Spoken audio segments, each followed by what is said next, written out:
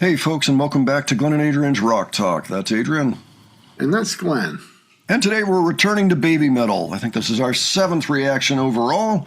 We just looked at their remake of Headbanger, which we enjoyed immensely, and remembered actually this band does put out music we like once in a while, and we should definitely be checking them out more often.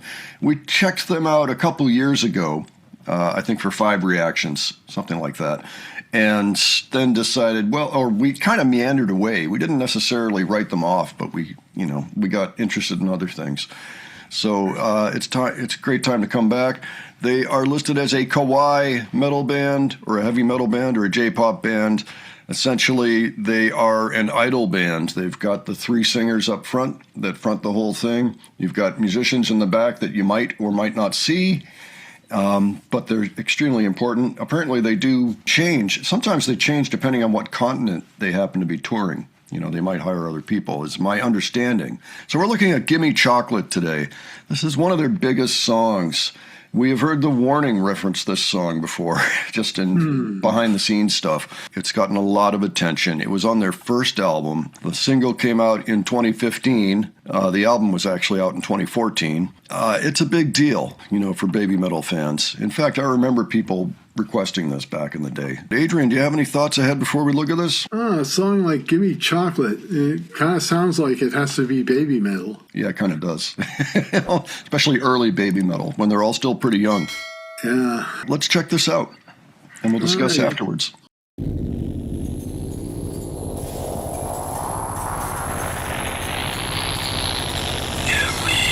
Chocolate.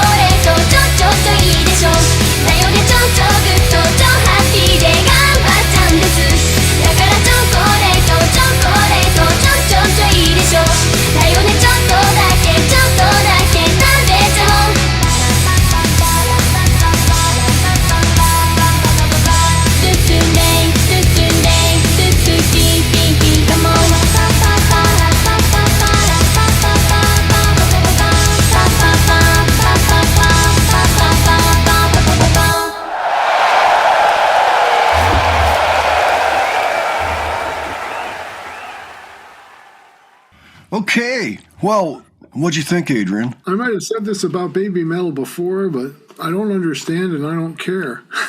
Well, a lot of that wasn't even words. You know, Yeah, it kind of I reminded me know. of the Cocteau Twins a little bit. Like this is da da da da da da da da da da da da. Gimme chocolate. Da da da da da da. You know, Yeah. like okay, now I understand why it's so popular. Who doesn't like chocolate? And Yeah, that's true. anybody in any language can sing along to that. So it was cracking me up, the stuff they were doing on stage, the choreography and everything. Oh yeah, ungodly amounts of choreography. Somehow I think what they're trying to do here, it's like the singers are kind of separate from the band. It's like you see them but not the band. Correct. I don't know. I think they're trying to do something slightly different from a straight rock and roll act, and there's nothing wrong with that. There's the choreography and everything. It's an art form it's an art form to play the lyre. It's an art form to sell records. It's an art form to fill stadiums. Yeah. The whole thing seems to be an attention getter too, which is you can easily reel you in. I mean, you basically just described the Babymetal formula. That's what it is. You've got the three people up front, the three girls up front doing the singing, now women, they've grown up. And you've got the band that's there, but not particularly in the spotlight. I don't think. Right. I mean, we got about a second or two here and there of the drummer with the scream mask on, and some of the other guys. Just very occasionally you might get a slight acknowledgement of them. But that's the thing, and that's why I mentioned, if they go to another continent, sometimes they'll hire other musicians. Instead of trying to go through the visa process and all that. Like I imagine if Babymetal comes back to America, they're probably going to have American musicians on stage. Maybe not all, but they may replace a few parts. Because it's freaking expensive to come here now to tour, unfortunately. But that could happen. I'm just saying. So some of these comments here, this is the most aggressive way to ask for chocolate. Yeah, I would say that's pretty good. I thought the choreography worked really well with the music. I thought it was entertaining. It was lots of fun to watch, because it's very entertaining. That's all I'm saying is like it works. I think it works. I understand why the band is so popular. Yeah, this video has 214 million views.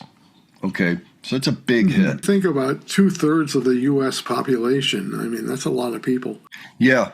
And also note, you wouldn't be able to do something like this if you were on drugs or alcohol, essentially. So this is kind of the new standard. If you're going to be a massive pop star or kawaii star or what have you, you really have to be on top of your game and in good physical shape, because you saw how much they moved in that song. That's one song in the set list. That most of them are going to have that energy. They'll probably have a few down songs, although frankly I haven't heard a lower key Babymetal song yet. Maybe people can recommend one. They've all been pretty high energy, So imagine going through a whole gig like that. You'd better be in good shape and you better be on top of your game. I think that's a major, very positive development in music. So anyway, good stuff. Good stuff. You said it. Well, folks, why don't you let us know what you thought of this? And if you're a Babymetal fan, if you've ever been to a show, if you've ever owned any of their music, if you have other suggestions for us, any of that, please leave it below. Tell us about it. Any details you think we missed, stuff like that. And if you enjoyed this video, please give it a like. And if you enjoyed the presentation, please subscribe. All right. Thanks so much for joining us today. We will catch you on the next one. Take care, folks. See you all later.